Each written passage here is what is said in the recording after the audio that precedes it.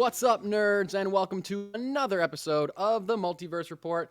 We are recapping the week's nerdy news from Darth Vader to Thomas Wayne to Howard Stark to Jor-El to Battlin Jack Murdock and all those nerdy fathers out there. That's right. Happy Father's Day. My name is Mike Gibson. With me, as always, is Steve Howler. What's up, Steve? Well, it's Father's Day, which, as we discussed in the pre-pod, is just another Sunday that happens to have our name on it. But happy Father's Day to everybody out there who's enjoying whatever they can enjoy. And you're not listening to this on Sunday because, well, this comes out at usually about midnight. So there's physically no way you can listen to this on Father's Day, but happy belated. Yes, Father's Day for us. And if anyone's watching on Twitch, it's Father's Day for you, too. So happy Father's Day to those people. And yeah, we were just talking a little bit before is that once you become a father for the first time on Father's Day, you quickly realize that, like, oh, I can't really just do whatever I want on Father's Day. It's a day for me, sure, but I'm spending it with family and just like I do every other holiday. So, Right. I can't stay home and watch a Star Wars movie marathon. Oh, just because it's Father's Day, I can't just do whatever I want all day. Okay, yeah, that's though fine. I think I showed you pictures and showed you before the cast. I did up my nerd cred on this Father's Day because if you're watching on Twitch, you'll see it. But Mjolnir is now in the house. It's holding up a life-size Lego-built Mjolnir, Thor's hammer, which comes with mini Marvel things inside of it. Oh yeah. So apparently I am worthy. Yeah. My son also got me a Lego nerdy thing for Father's Day. I got a little Mandalorian Lego build. Came with Mando and the Razor Crest. Nice. So, it's not like a giant intricate thing like yours. It's like a four kids Lego build, but love it. Put it together this morning. I think my wife's trying to up the Lego points to go to Legoland later this year or something. Ooh, yeah, there you go. Good plan. There you go. All right, so, anyway, so I was going to say, I said this to you before the podcast, but I'll say it right now so the listeners can hear me as well. I've been looking forward to this all day long. Steve, sitting down with you, talking about some nerdy stuff. Very excited to do so because we've got a lot of cool news this week. But unfortunately, we have to start it again on a sad note for something that's been happening too often lately. Another legendary comic book artist has passed away for reasons that I don't think have been made public yet. But Tim Sale was rushed to the hospital earlier this week, and I think the next day or the next 2 days it was announced that he had passed away. Tim Sale is again, legendary artist, has worked for both DC and Marvel, has done certainly defined his career with a couple key Batman graphic novels, as well as he's done work on the Challenges of the Unknown, and also Spider-Man and Daredevil. Is a frequent collaborator of writer Jeff Loeb. They work together on Batman: The Long Halloween, one of the most well-known and famous Batman stories ever created. Also, its sequel, Batman: Dark Victory, and its spin-off, Catwoman: When in Rome. They also did their very well-known Color series over at Marvel: Spider-Man Blue, Daredevil Yellow, Hulk Gray, Captain America White. 3 out of the 4 of those books I think are incredible. I think Captain America White's a little meh. The other 3 I think are wonderful. And all the Batman stuff that he did are great. He had such a unique style, and I feel like he used so much like black and so much like heavy color. I was going to say the pages. Like the it pages felt heavy. Yeah, the pages just look heavy. They just look completely soaked in ink. And just his use of shadow and I don't know. He's just like nothing. Like for me, Tim Sale's art was identifiable from across a room. Like it was like no one drew like Tim Sale. Nobody drew like Tim Sale. And, local boy too. Is that true? Where's he from? Ithaca. Oh my gosh! Wow, I did not know that. Well, rest in peace, Tim Sale. You will be heavily missed by us here at the Multiverse Report and everyone else in the comic reading community, I am sure. Moving on to some still not great news. This is a recurring theme when we speak of this. I know we're not going to spend too much time talking about this, but there was an update with some info, and we figured we'd mention it. There's an update regarding the upcoming DC movie, The Flash. So, not going to get into the new allegations against Ezra Miller, but they're terrible, and they're worse than the other ones. And this stuff just keeps on coming. Ezra Miller, no pun intended, seems like he's not indicating any that he's going to slow down anytime soon. Yeah, the spiral is spiraling at this point. Yeah, I mean, sorry, they don't seem like they are being at all reeled in by Warner Brothers. I mean, this article that we're about to talk to has mentioned that Warner Brothers has reached out, tried to offer help, and try to get them kind of more under control, I guess, and they have not been responsive. So anyway, what we are going to go over is this article from Deadline talked about how that this is going on. It's becoming an increasingly bigger problem for Warner Brothers as far as what they're going to do with the film. Warner Brothers Discovery CEO David Zaslav. I feel like we have talked about this guy more on this podcast since he has taken office in the last month than we mentioned any other leadership at Warner Brothers previously, which is crazy. We've probably referred to him more than we've talked about like Feige or something. Like it seems like every week something comes up. I think that we've said his name in the last month. We've probably said his name more than we've said Kevin Feige's name. Yeah. Oh yeah. Which is insane. Anyway, there's no Anyway, this article basically lays it out, saying that there's no winning for Warner Brothers in this situation, which I think we've all seen so far, unless Ezra Miller makes a complete 180 today, right, and turns it around and starts making apologies and trying to save some face. There's no really winning situation for Warner Brothers in this situation. I just had the word situation the same twice in the same sentence, but that's okay. Happens to the best of us. Yeah. Basically, they said that David Zaslav has to make a decision, and there's several choices that he has to choose from. One, he can pull back on heavily promoting the summer 2023 film, kind of more confining it to just like, they'll still put it out, but they're not going to put a ton of money into advertising phase. So that's like option one. Option two, he can drop it on HBO Max instead of doing a theatrical release. And obviously that would be like a big cut of profits. They wouldn't make any box office money from that at all. Third choice is just pedal to the metal, lean into it, and still promote the movie like there's no problem, and like they were planning on doing up until Miller started spiraling kind of out of control. Right. Which seemed to be the tack they were taking after the first two incidents, at least. It seemed to be, and this article even makes reference to the original idea being that they're still hoping that that either Miller turns it around or that these scandals fade enough. And you know what? I think there's a chance that they could if Miller stops making more scandals. Like, right. He's got to. Yeah, they're in a weird spot where they just. It seems like every other week there's something that they're doing in the news. Yeah, like they were posting stuff on their Instagram about how the cops can't find where they are, like taunting. Like, whoa. Like, are we leaning into like John Cena WWE "you can't see me" type stuff here? Like, what is going on? And like Warner's not afraid to cut ties with an actor. Like they cut Depp from Grindelwald. Yeah, exactly. And this article referenced the Johnny Depp issue, and it also said that regardless, it is heavily assumed that they are not going to move forward with Ezra Miller in any capacity in this role or any other role, regardless of how the decision on The Flash shakes out. And I think that's probably obvious. I think that's a good idea. Yeah. If as a studio you have the panache to cut Johnny Depp from a franchise, then you can do it to Ezra Miller. Yeah.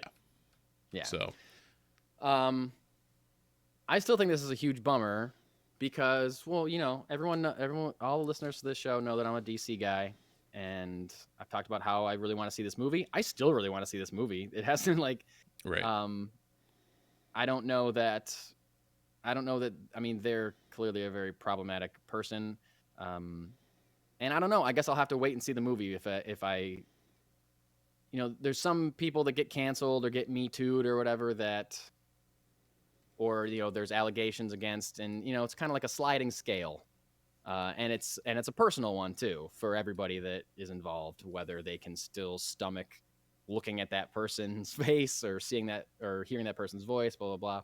I guess I don't know that until I'll see the Flash, if it's going to bother me, if I'm going to be able to like compartmentalize stuff. But as of right now, I still want to see this movie, and I think it's a huge bummer because we all know that DC had a hell of a time getting a shared universe off the ground.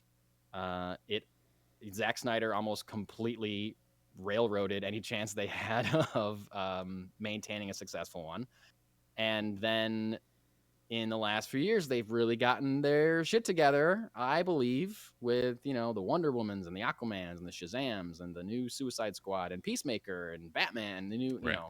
They're getting their shit together. And then this, from all reports that we've heard, is a great movie. Like, we've heard that there's been, or at least I've read that there have been showings and previews for like audiences and test screenings and stuff that have all been incredibly positive. I mean, you're bringing back Michael Keaton's Batman. This is like a big thing that, and Warner Brothers, unfortunately, have made decisions on where to go in the future based on the outcome of this movie. We know that Michael Keaton is also in Batgirl.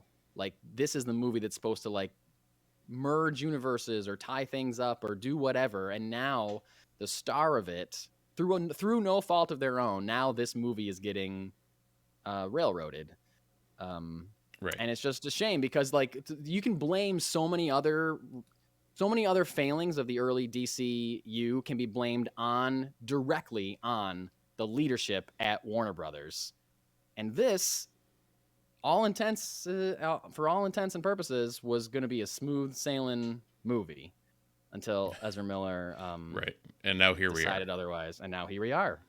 Like, it's and especially for this movie they've been trying to make for so long. They've been through so many writers, so many directors. Yep. And it's an Andy Muschietti movie. Like, he's a big director. Like, it's not, this is no slouch of a filmmaker. And from all intents and all reports indicate that it's no slouch of a film either. And it's just a huge bummer that we're in the situation that we are with this movie. But I don't know. I guess it's still just a hang tight and see what happens kind of situation, I guess. Because who knows? Yeah, no, it's gonna be a weird situation with that. Yeah. I really have no idea where it's gonna go. It's kind of like it's post development hell, so they're in a weird spot because they have a fully fleshed out done movie that they can't do anything with. I know, and I mean, so many people online have been saying like, "Oh, just recast him and reshoot it," but they spent so much money in this movie already. I mean, they could, but it would cost so much money for them to do. To bring everybody back in.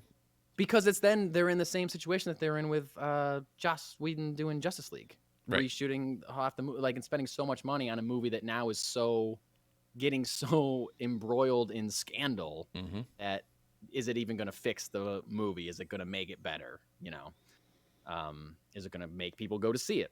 Who knows? So it's just I don't think they want to go through that situation, the Justice League situation again, and spend so much hundreds of millions of dollars reshooting most of a movie to have it not make $1 billion. Nope. It's a risk. It's a risk. So well, I can say as a segue, a movie that I'm pretty sure is going to make $1 million that has not been shot yet, and we have no clue about any of it, has some serious news coming out. Because Taika Waititi talked earlier this week about his upcoming Star Wars film. And the quote directly from him, "Look, I think for the Star Wars universe to expand, it has to expand," said Waititi. Because, of course, he did. I don't think that I'm any use in the Star Wars universe making a film where everyone's like, "Oh, great, well, that's the blueprints of the Millennium Falcon. Ah, that's Chewbacca's grandmother." That all stands alone. That's great. Though I would like to take something new and create some new characters and just expand the world. Otherwise, it just feels like a very small story. So, for anyone who didn't know, Waititi is handling an upcoming Star Wars release that we know nothing about, outside of the fact that he's assigned to, be the mastermind behind it. Yep. And this is really the first thing we've seen from this. So, I know this wasn't initially on the rundown, but no, what it are was. Oh, was it? I copied it and pasted it while you were talking. It was at the bottom. I put it at the bottom, and I meant to bring it up, and I didn't. So thank you. Thank you very much for bringing. I would have forgotten about it. Perfect.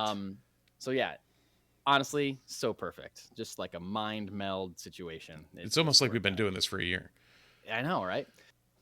So yes, I love hearing this, because there's definitely room for new characters and new things, new faces, new places in the Star Wars universe. And I'm somebody that very much enjoys the Skywalker saga and things that relate to it, things that spin out of it, things that semi have to do with it or callbacks to it, because that shit is in my heart and it will be forever. So but at the same time, as much as I do love that stuff, it's very obvious that since Rise of Skywalker, all the stuff on Disney Plus, the TV shows we've been seeing, it's all we've talked about this before. It's all like they're like plugging holes. They're like telling you want to know what happened after Return of the Jedi? Here's Mandalorian. Not only is it just Mandalorian, guess what? Luke Skywalker's going to be in it.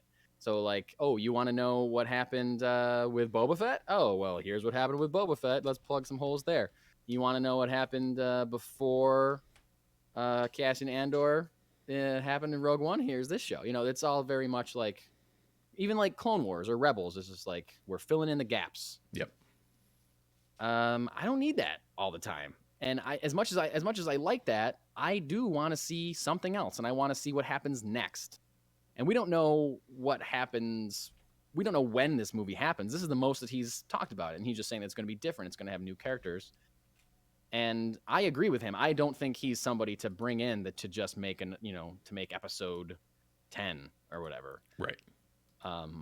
He's someone that's going to do his own thing in a very unique visual style and feel. And I think that if it was tied into the Skywalker story, then Taika Waititi is prime. A prime candidate to get fired by Lucasfilm halfway through the making of his movie, a la Lord and Miller and various other. Yeah, Kevin Trevorrow or Colin Trevorrow, sorry. That's his cousin Kevin got fired too. Yeah, got fired with him. They both got fired. Yep. So yeah, anyway, I like this, and I think that it just makes me excited because as much as I want more of, we've talked about this too. I do want to see what happens next. I would love to see an episode 10 or just a movie about Rey afterwards and Finn or whatever. Like I would love to see that. Love it. But I also want new stuff. Right. If done well, I'm all for that. Yeah. If it's whatever the hell that Abrams mess that episode 9 ends up being, just shut it down and go somewhere else. I don't want J.J. Abrams to make it. I want to see it, but I want someone else to do it. Yeah. And I know, like, we've talked about my love for, like, in the old EU, all the stuff, like the X-Wing pilots and all the stuff that wasn't the original, like, the big three. Right. Republic Commando was some of the best stuff that was put out by Karen Traviss about all the clone troopers and, like, a lot of the things that got fleshed out in Clone Wars and them being just a military unit and all individuals and that sort of thing. And I think something like Taika's take on not necessarily that, but the I guess that other piece of the puzzle, that the non quote unquote superstars, and just taking it down to, dare I say, street level, like we always seem to come back to, be it comics or this or whatever, regardless of universes. Yeah. Right. It's like give me Bob the Butcher getting robbed, and how do they deal with that? Like, yeah, and somehow he'll make a good movie out of it. So I think him being able to divest from the Skywalker saga and divest from what we know is probably going to be for the better. Yeah, I agree. And who knows if it's gonna I guess we can't say that it's not going to make any kind of reference to or run alongside of any other like story that's being told. Right. Well, There still could be a cameo. There still could be oh yeah. references. Sure. I mean the X-wing but books, like Han showed up as a general of a Star Destroyer once, or a Republic cruiser, but Yeah. like it wasn't like in the main plot. right. It was just like, oh yeah, there's that ship that's being flown by some dude that we know. Like, cool. Yeah. Yeah. Something tells me that it is going to be completely something else. Like different planets, different people. I mean, hell, he could be one of the ones behind one of the High Republic stuff.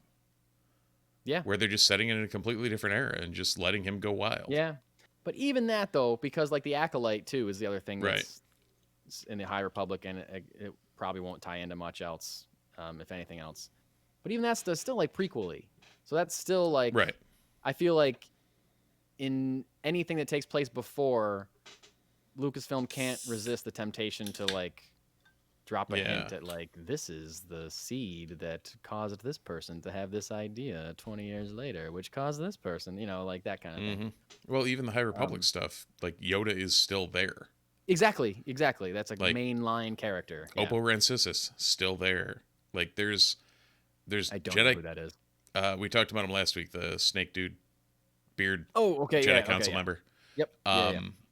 But like there's 3 or 4 Jedi Council members that are still alive back then, right? Because their species lived for however the hell long, and it's like it's still a little too close. Yeah, I mean, I'll watch it and I'll love it. Oh yeah, like 100%. But something completely new. I know, and whether it's somebody that's, I don't know, it could be anything. Like you said, could be Jedi Force focus, could have no mention of the Force in it at all. Could be Rebel Alliance stuff, could be just smuggler stuff, could be something completely that we've never heard of before. Yeah.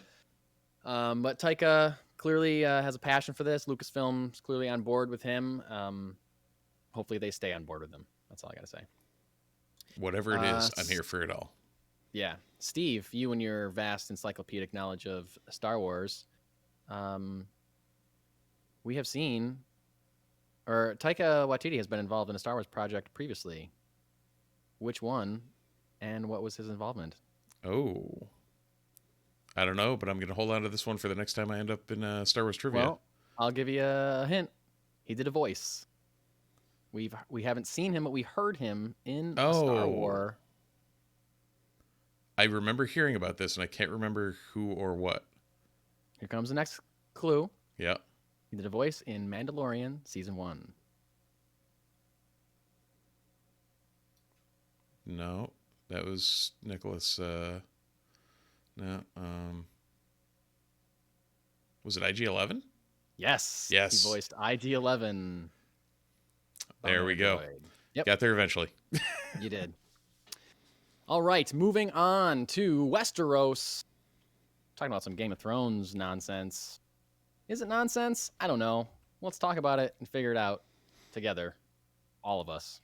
HBO is developing a Game of Thrones prequel series? No. I mean, yes, they're doing that, but that's not what we're talking about. They're developing a Game of Thrones sequel series focused on Mr. Jon Snow himself. Kit Harington is attached to reprise the role of Jon Snow, despite saying in the past that he was looking to kind of get away from that role and get away from that series. But you never know what the right size check will do for somebody. So Kit Harington returning to possibly, well, it's in development. It hasn't been greenlit yet, but they are developing a sequel series about Jon Snow. Clearly, they had to get Kit Harington to even think about moving forward, or else it's not going to work. So he's attached to reprise. There's no writers, there's no showrunners, there's nothing else. So there's just the fact that they are working on it, that Kit Harington's open to it, and they're developing it. Steve, what do we think of this? Do we want this? Do we not want this? Is this... Well, I guess let's start there. To quote Jon Snow, I do not want this. No, I really, I don't care. I'm ambivalent. Yeah, I don't care. I'll watch again, much like we said, I'll watch it. Do I really want to? I don't know. we tested third party on my wife on Friday, who had That's no clue true. this was happening, and she was like, She was "Yeah, I'll in. watch it." She was into it. Yep. And she was a fan of the original. She has no idea what House of the Dragon is. Yep. If I asked her to point out what's in my room right now, she would be very confused at most of it. Yeah. Like that's the level of nerd she is. So not much at all. However, she was very excited about a Jon Snow sequel series, and whether that's just because of from her direct words, I get to watch Kit Harington every week. Right. Like he has draw. Like he's turned Sure. himself into a notable actor, and we'll get people to watch just for that, and Yep. just for his involvement in the series.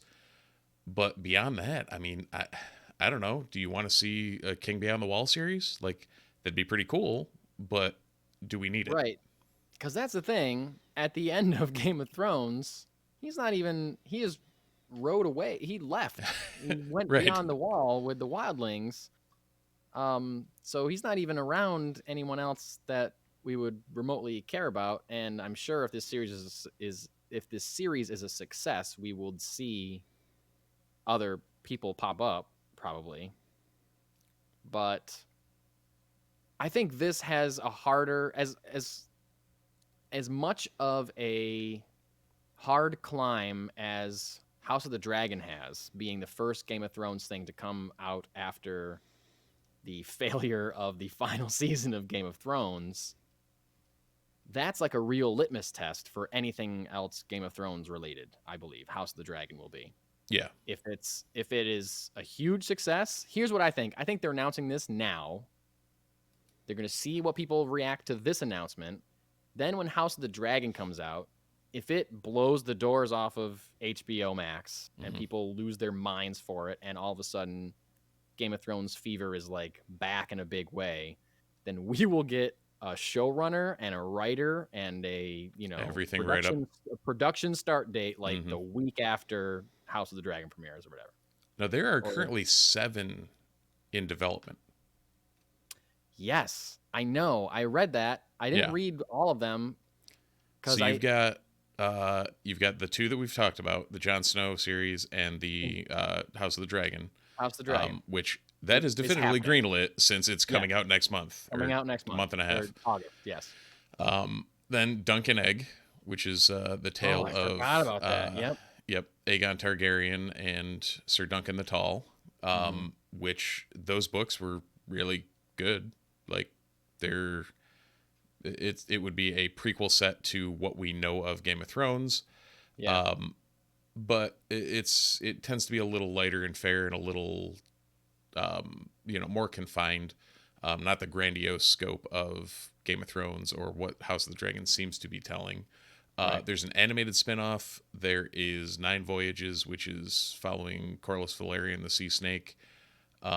There's 10,000 Ships, which we had talked about before, which was the one about Princess Nymeria, that Nymeria the Direwolf was named after.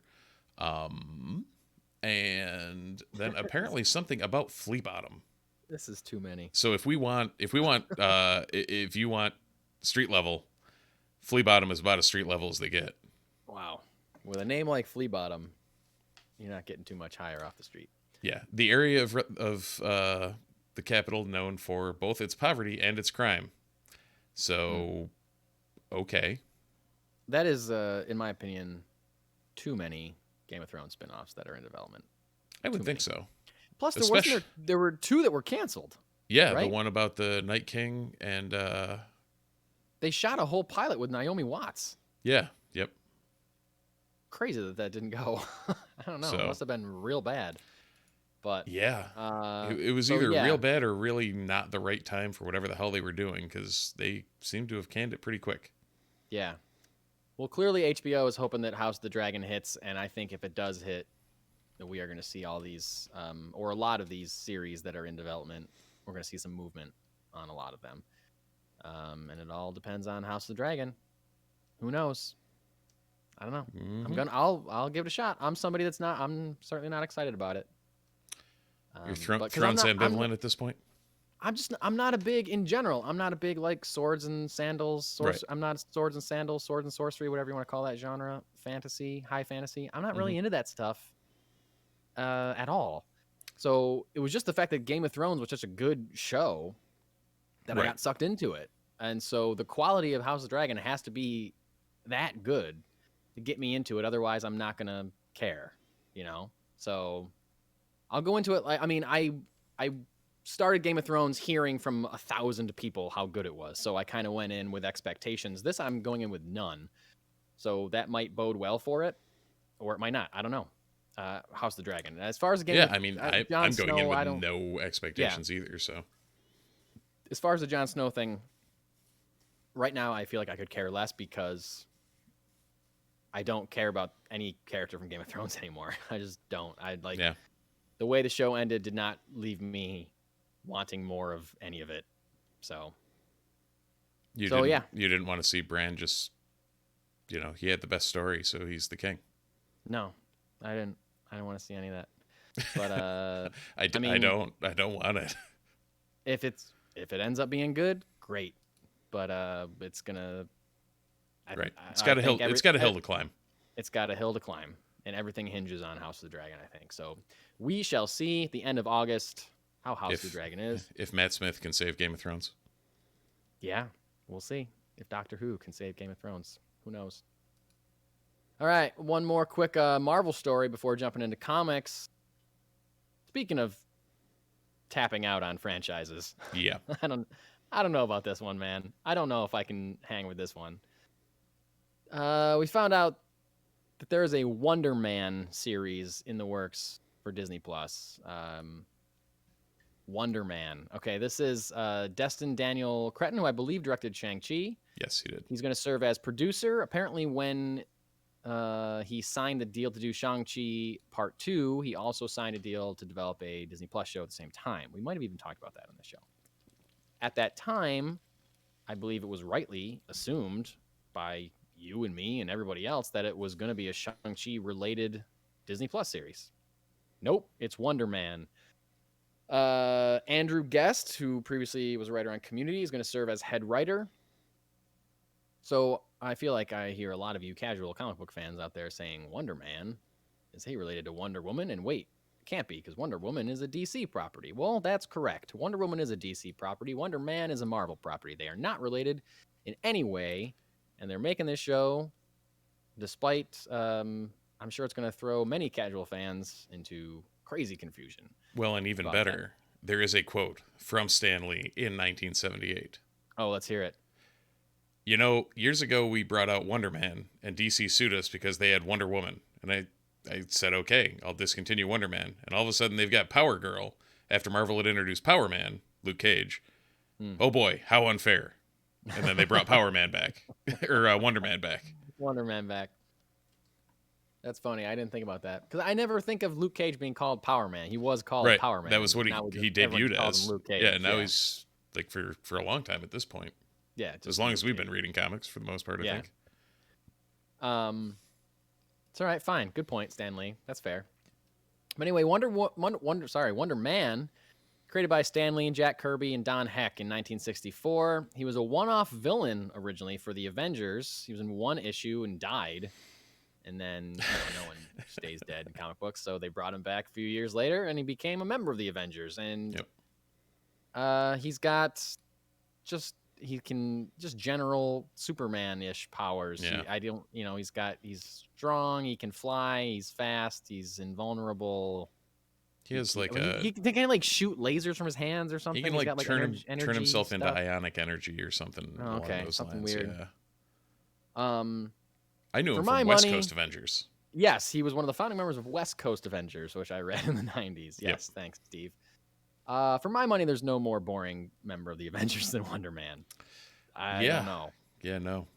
I'm sure you can find some deep-cut characters that are boring, but I just don't have an interest in Wonder Man whatsoever as a character. I think I read somewhere that I can't remember where the hell it was. Did I have it pulled up over here? No. What's his name? Simon something? Simon Williams. Williams, yeah.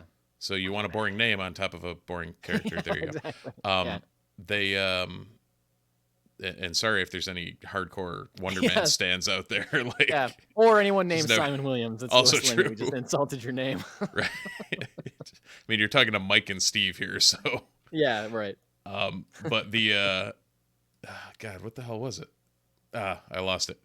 They dubbed him the 30 in the list of the top 50 Avengers. They dubbed him number 38. So pretty low. if you're talking deep cuts, it's a relatively deep cut. I can't imagine that they're going to go in this route. This would be the one thing that would make me interested in this.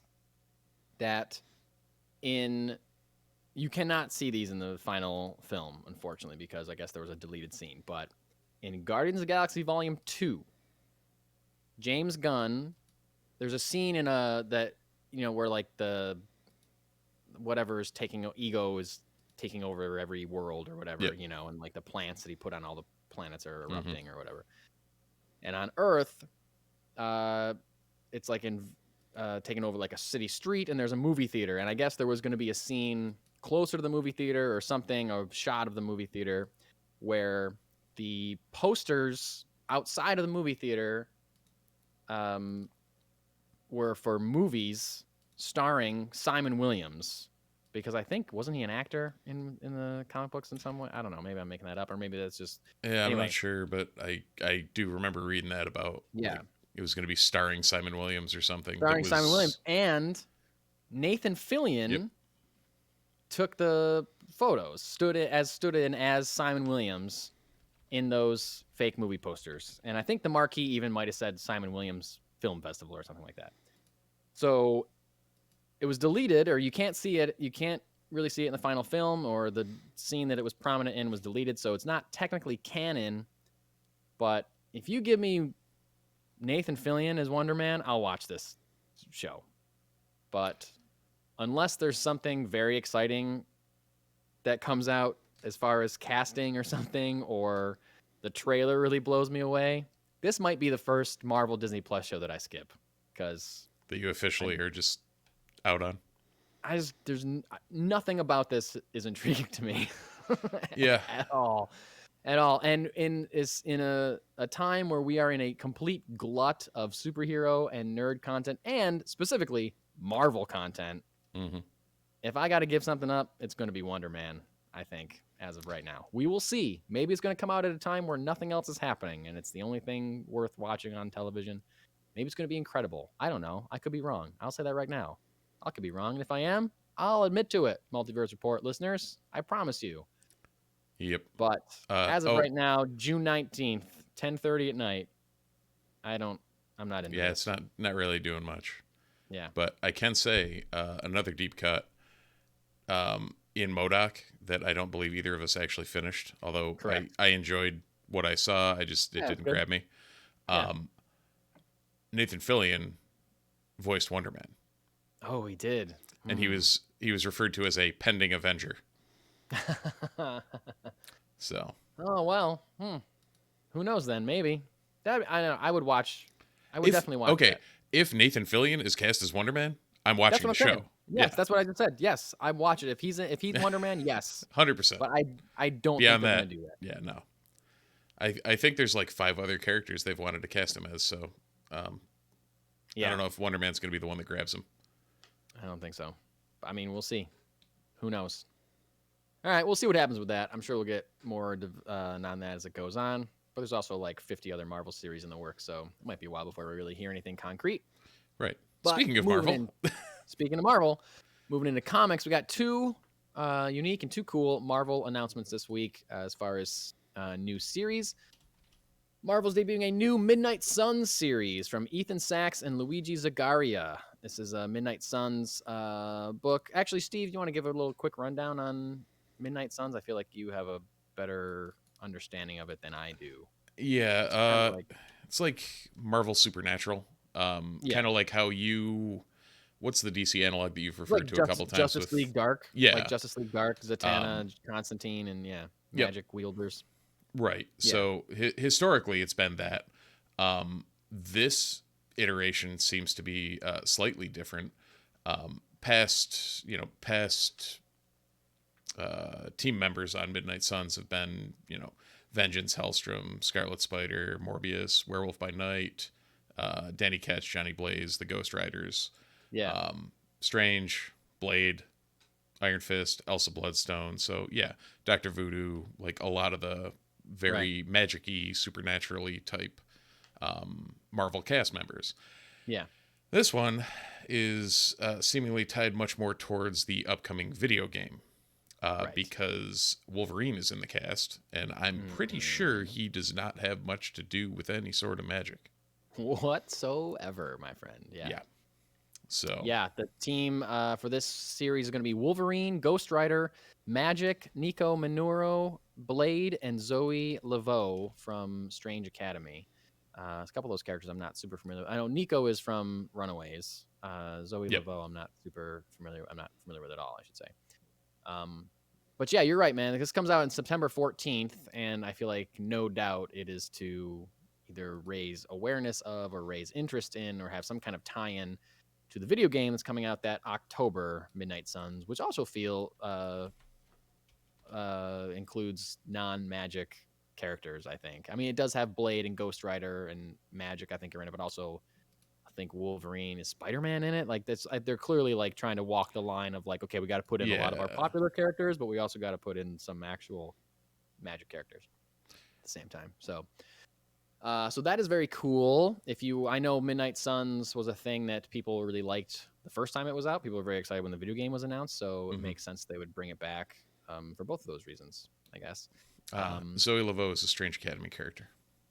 Yes, Strange Academy. And that's like a Doctor Strange spin-off kind of thing, or is that something else? Don't really... I actually, my buddy John's going to, I'm sure I'll get a wonderful text after, but I really don't know how Strange Academy ties into anything. Like, he's sung the praises of it, and I just haven't ever looked into it. No. So, John, if you're listening right now, text Steve right now and tell him about it, so we can talk about it right now. Oh no, he's West Coast and he's got a kid, so he's dead nuts into bedtime right now. So, okay, well, sweet dreams, John Jr. Anyway, Marvel also announced a new Planet of the Apes series. This is another cool thing. I feel like since Marvel bought Fox, they've been slowly rolling out there's an ongoing Alien series right now. They just announced they're going to start making Predator books, and now another Fox property, Planet of the Apes, is now open to them to make comic books of. There's no creative team announced yet, just the announcement that they're going to start doing them next year. But there were some promotional images and drawings that were done by Salvador LaRocca. No indication that they're going to be the actual artist on the book, but based on these promotional images, it seems like the series will be more closely related to the original 1968 movie and the series that followed versus the more recent like War for the Planet of the Apes and whatever those were, like the Matt Reeves ones. Right. So that's cool. Steve, are you a Planet of the Apes guy? Seen any of those movies? I saw some of the originals. I've seen a couple of the reboots. I don't think I've seen any of the reboots, but I have seen the first original movie, and I liked it very much. I think it's great. But I don't think I've seen any other one. It's one of those where it's like, I've always enjoyed them. I don't know if I would ever consider myself a fan, but they've always been like, they've been around and they've been good. Yeah. I do want to see that more recent trilogy, the one that started. I don't know who did the first one. Like James Franco was in it, and then Matt Reeves did the second and third one. I would like to see those three. Is it the Rise of the Planet of the Apes? I think it's Rise and War and something else. Maybe War is the third one. I don't know. But what's his face did the motion capture, classic motion capture guy. Circus. Yep. Yeah. Because he does all of the motion capture. He does every motion capture character that you've ever seen has been Andy Serkis. Pretty much. If they were really, really good, they were probably him. Yes. True. You think you'll read either the Midnight Suns series or the new Planet of the Apes books? Might pick up Midnight Suns just because you know me and I'm a sucker for anything with the guy with the claws. But True. Planet of the Apes isn't really jumping at me. Could come out and be like a knockdown, drag out book, and I'd have to go get it in trade or something. But unless there's hype around it, I'm probably skipping that one. I'll go to a true indie before I go there. Yeah, there are diehard Apes fans out there. And I'm not talking about dumb NFT apes. I'm talking about real Planet of the Apes.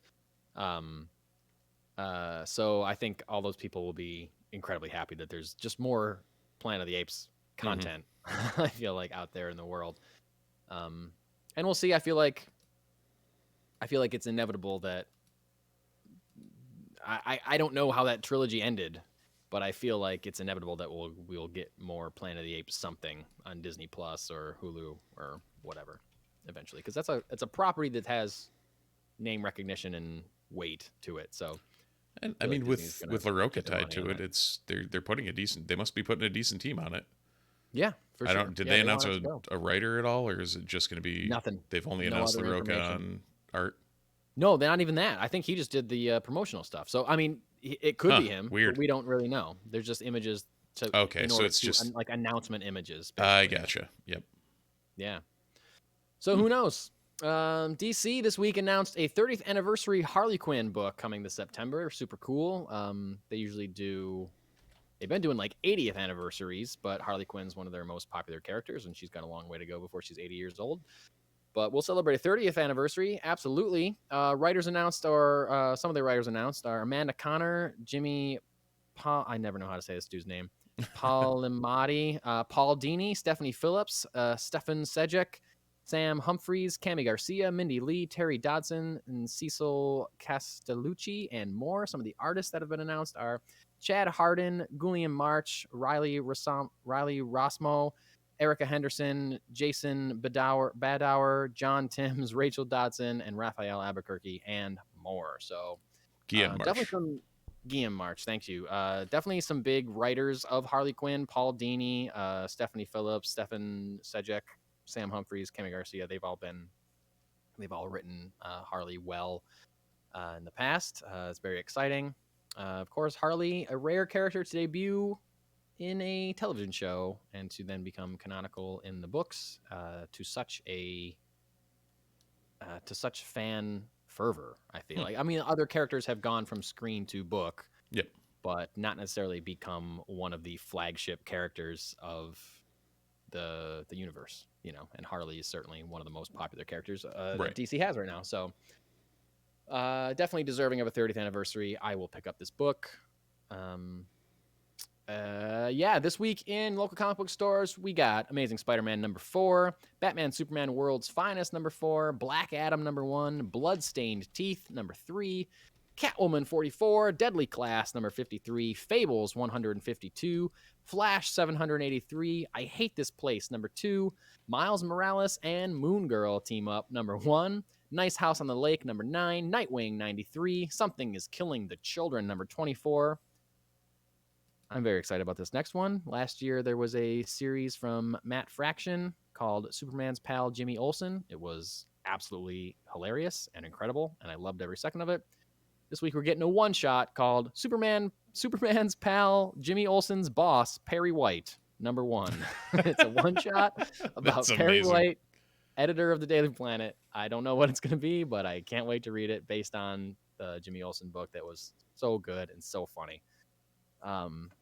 We Only Find Them When They're Dead, #11, and X-Men #12, rounding out this week's pull list. Plus, of course, a million other amazing books coming to your local comic book store. Steve, any of these jumping out at you? Is there anything you're looking to grab, or is there anything that you're currently reading? Currently reading, I don't know. There's a whole pile of things. But jumping out at me is I Hate This Place, because I've heard nothing but good things about that first issue. Did I pick that up? I almost picked that up. Oh, I did. I haven't read it yet. Right here. I Hate This Place. #1. Yeah, it's great. My the aforementioned John was screaming its praises at me, mostly because I had suggested Something is Killing the Children to him. Yeah. And he was like, here's one to throw back at you, because if you like the horror in that, then go read that. I also got this other one that I put on the rundown a couple weeks ago just because I like the name of it.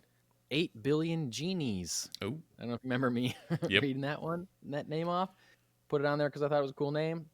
I haven't opened the book at all yet. Don't know what it's about, but I love it. Also, just finished the DC Pride book that came out last week. Very I good. almost Great. actually. Oh God, I stopped down at Funky Town, our Yeah. local comic stop today, and literally went to grab. They had an alternate cover version of that, or Yes, they maybe it did. was the Yeah. main line. It was the white background with the um, it was 5 different characters on it, and Yes. went to grab it, and then got talking to Jesse, and then failed to grab it. So I'm That happened to probably gonna me. stop down there again. I was also at Funky Town Comics yesterday, and they just got a huge collection. Yes, they did. Huge collection. Somebody offloaded their collection. Funky Town bought it. Dude, I don't know I don't know how long you spent thumbing through those long boxes, but man, there was like super modern stuff, but also like crazy old like action comics from like the 30s and Oh shit yeah, that I'm like looking at like, and they're not like in great condition. They're not worth $1 million. Some of them are worth, they're like, they're priced already. Some of them are hundreds of dollars oh but yeah, that are just they're in not long necessarily boxes because organized. there's nowhere to They're just, put them. yeah, exactly. Um, but yeah, you're looking at like a Tom King Batman from 2 years ago that's just worth $5, and then right behind it, I picked it was like a vintage like Shazam book for like Yep. $50. I'm like, oh, this is from 1942. This is Right. amazing. Yep. And I picked up a George Perez Teen Titans with the first appearance of Brother Blood.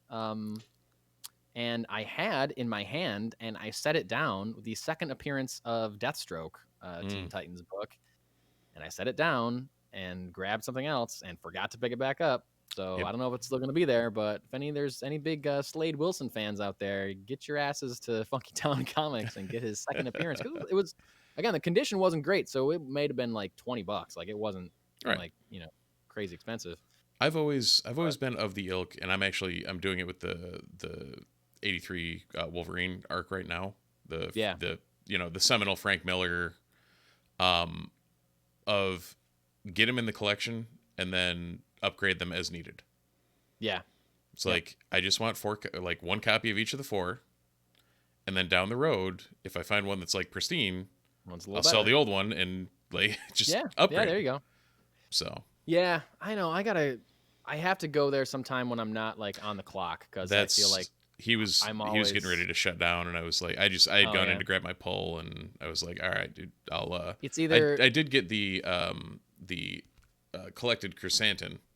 Ooh, nice. So it was I have all the originals, but I was just like, chrysanthemum's such a cool character, I should probably just have that too. Get it. I know. I'm always there with my son, so it's like I'm half making sure he doesn't knock things off the shelf. Yeah. Also true. Or like my wife was waiting for me in the car the other day, so like I couldn't spend forever, but like I don't know, they got some like old Alan Moore Swamp Thing single issues there that again aren't like, they're not in super great condition, but I love those stories. I feel like I want to own those original issues. I don't know. I'm just gonna scoop them up someday. Spend Absolutely. some time. All right, moving them to one shots. We only got 2 1-shots for you, and then, sorry, there's 3. Oh, Steve's adding one on the fly. Oh my gosh. Production value. Yeah. And then I guess, are we going to do, so tonight we're going to do Obi-Wan. Our Obi-Wan conversation is going to be a separate episode. Is that correct? We're going to try to do that? if you're on the Twitch stream, you won't see any change. If you're listening in podcast form, it'll show up as the next episode in your feed. Okay. Cool. So buckle up. Anyway, one-shots. Original cover artwork for Frank Miller's The Dark Knight Returns. That classic kind of like blue background with the lightning bolt coming straight down, high in silhouetting Batman as he's like jumping kind of in front of the lightning. Classic, one of the most legendary images in comics, I think, hands down. Yep. Just sold at auction for just under $2.5 million. Single sheet of paper. Someone paid $2.5 million for. Oh, it was for Miller's actual artwork. Oh, the original artwork. Yes. It was not for a print. It was not for the book. It was for the actual hand-drawn artwork via Frank Miller. So, yeah. So he's doing okay now. He's doing okay. He was doing okay before, but he's really doing okay now. He was definitely doing okay. Would I pay $2.5 million for that? If I had $2.5 million to blow, yes, 100%. I would have bought that. At this Think about that juncture, all I the don't time. think either of us are quite there. No, I don't think we are either. But like anytime, every once in a while, someone throws out, if you won the lottery, what would you buy? Or if you had $1 billion, Yeah. what would you spend it on? And increasingly, my answer to that question is, if I had billions of dollars, I would buy Action Comics #1. Yep. I would just buy all these like rare comics, I think, is what I would spend most of my money on if I had $1 billion. Yeah. That's, Yeah. So why not? I can think of If think of you worse got a- investments. If you got $1 billion and $3 million is nothing, you Oh, could yeah. throw $3 million on the ground and step on it, and it wouldn't be a big deal. So if I got $1 billion, hell yeah, I'm buying Frank Miller original Batman art. Hell yeah. Anyway, that's all. Well, on things that we really have no idea on because they've screwed up everything so far, Comixology is promising upgrades and fixes, including dedicated web reader, improved comic sorting, downloads, and more. Yeah. Mildly worries me because everything that Amazon has done since acquiring Comixology has been the opposite of making anything better, improving anything, or providing the and more. Yeah. Yeah. So, I mean, well, I guess this is good news for people that are still holding on to Comixology. I don't know if clearly there's no way that they haven't heard people shouting from the rooftops about how terrible it has become. But my guess is that a lot of people stopped using it because it was terrible and starting to jump ship to Right. Global Comics or like other we're just reading through the digital through the services, developers, or Marvel Unlimited or DCU Infinite. So yeah, my guess is that they wouldn't have cared if they weren't losing money on it. So that sounds about right for what we've got past this precedent here. Yeah, exactly. So anyway, Steve, you throwing in a third one shot? My mystery one shot. Hit me. Yeah, the Lord of the Rings War of the Rohirrim, which is coming out in 2024, actually has a voice cast now. Yeah, so they have Miranda Otto returning to the franchise as Eowyn. Oh wow! As a primarily as a narrator, apparently. Oh, that's so cool. So this will be told, as her spinning a tale, I guess. Brian Cox starring as Helm Hammerhand. Wow. So yeah, a pretty big get for them there. And then what was it? There we go. Luke Pasqualino as Wolf. Gaia Wise as Helm's daughter Hera.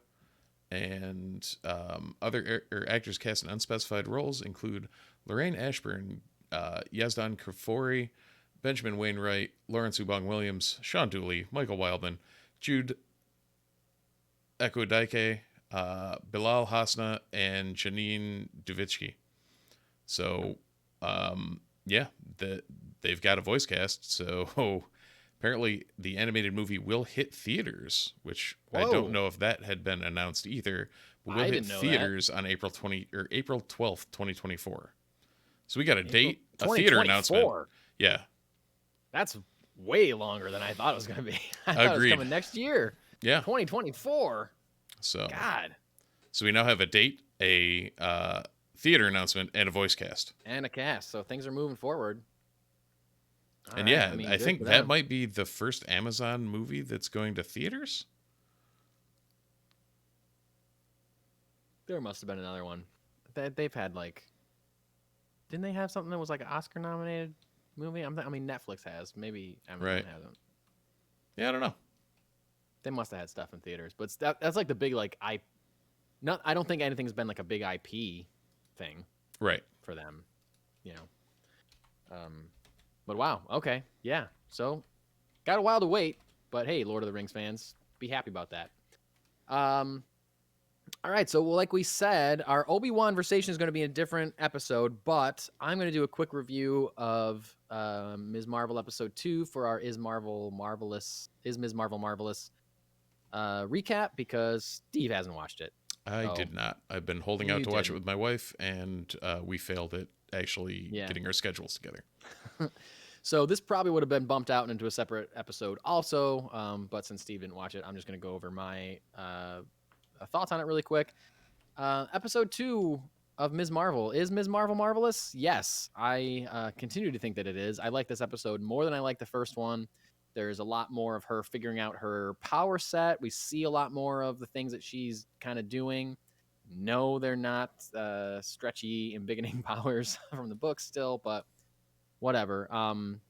There was a lot in this episode about her culture, just like Muslim culture in general, which I liked a lot. It was it wasn't like, it certainly wasn't out there to teach us what it's like to be a Muslim, but it definitely was like kind of eye-opening and educational in a way, I guess, just for like somebody like me who knows nothing about what the Muslim religion means or is. Like, they're treating it and talking about it just like it's part of their life. Like, they're not they're doing it in a very respectful way, I think, in a way that isn't saying like, hey, look at what we're doing over here, we're like, you know, it was like a very, they're talking about it, the characters are talking about it because it's part of their life, and they're referencing things that I don't know what they mean, but if you're a Muslim watching this show, you're like, oh my God, I can't believe they just said that, you know, Yep. like that kind of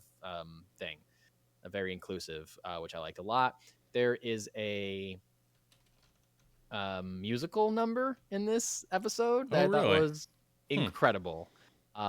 She's feeling very good about something, and it's kind of like, you know, it's similar to like the stuff they've been doing with like the graffiti changes as they're talking about something, or the emojis that they're sending show up in the windows and things like that. Like, cool kind of, it's like something, you know, when you're like a teenager and something amazing happens to you, you just feel like everything's perfect. Yep. So like, clearly it's happening kind of in her head. There's this song playing and she's like dramatically dancing around her house because she's in such a good mood. It was just like, I was just smiling and laughing the whole time because it was just like, brought me back to that kind of feeling of just like, I am absolutely on top of the world right now, and there's a soundtrack in my head that nobody else can hear, but I am dancing to it in my brain because I'm just feeling really good. It was great.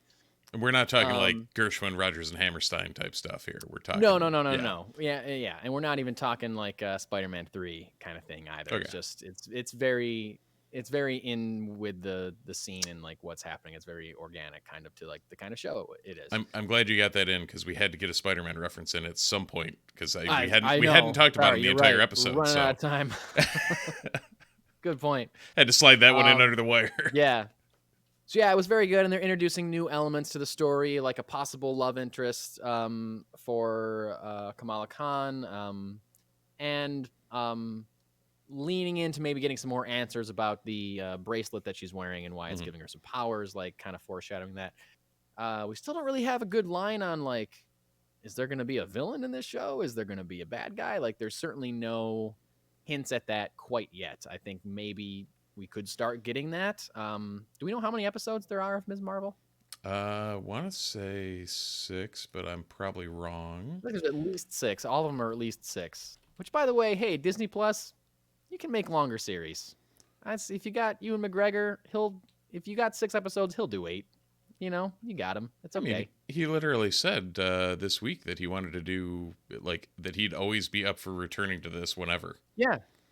Make it happen, guys. We don't need just 6 episodes is nothing. Like, we'll watch 13. We'll watch 10. Like, come on. It's okay. Just spend a little more time, write more episodes. Right. Write a longer story. We'll watch it. It's okay. Confirm 6. 6. Okay. So we still got time. But yeah, the tone continues to be very light and fun. I saw someone post something online that it's like one of the lowest debuts of viewers on a Marvel Disney Plus show right now. And I guess besides Moon Knight, it's the first character that is being introduced that it hasn't been in the MCU. Right. It's also there's like Christian people that are super mad about it because it's a Muslim person. There's misogynist men that are mad that it's a female character. Right. So but somehow she's not white. Somehow it's actually because Rotten Tomatoes being the hole that it is, I'm very surprised that it's reporting a 95% approval rating. Wow. Yeah. Is that audience approval rating? That's what it looks like. Wow. Oh, no, that's critics. Critics, Okay, yeah. Okay. never mind. I'm sure the chuds on Reddit have tried to sink it by, Yeah. Just like they did with the actual Captain Marvel movie. They just gave it terrible Mhm. reviews even before it came out. So anyway, I don't know. I think the show is delightful. I think more people will find it. I think especially after like the Marvels comes out, the movie that's going to come out next year or whatever, Right. and she's going to be in it. I'm sure the Go show back and people will go back and find it if they didn't find it already. But I think the fact that it's a female lead, a non-Christian lead, a non-white lead, I think are keeping a lot of fanboys away from it. Because audience score 83. Oh wow, great, good job, audience. Keep it up. Good job. You didn't screw it up, guys. You didn't screw it up. But yeah, I'm a fan of the show, despite not knowing much about the character and Yeah. I'm not a high school girl, but I still can enjoy the show. There you go. That's all we can ask for. Yeah. So anyway, yeah. So this is going to be the end of this episode, and if you want to hear our Obi-Wan conversation about episode 5, and something tells me you're going to want to hear about it because it was a banger. Episode it was. It was a banger. You can listen to the other episode that will appear in your feed. So I guess that's it. It is it. And before you go, make sure to like, subscribe, follow us on Twitch. Check us out on social media wherever you feel like. Multiverse Report on most of them. Multiverse RPT on Twitter. TheMultiverseReport.com. Yeah. Other than that, check us out. Mike's at Carol's Kid with a K on Twitter, and I'm at Dutchart. And find us. We are also those two things on Instagram, in case anybody cares. Also true. Yep. Yeah.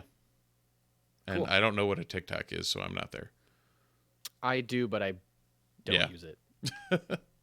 So anyway, that's it for this episode, but stick around for our Obi-Wan conversation, and until next time, thanks for watching, thanks for listening, and we'll see you in the multiverse.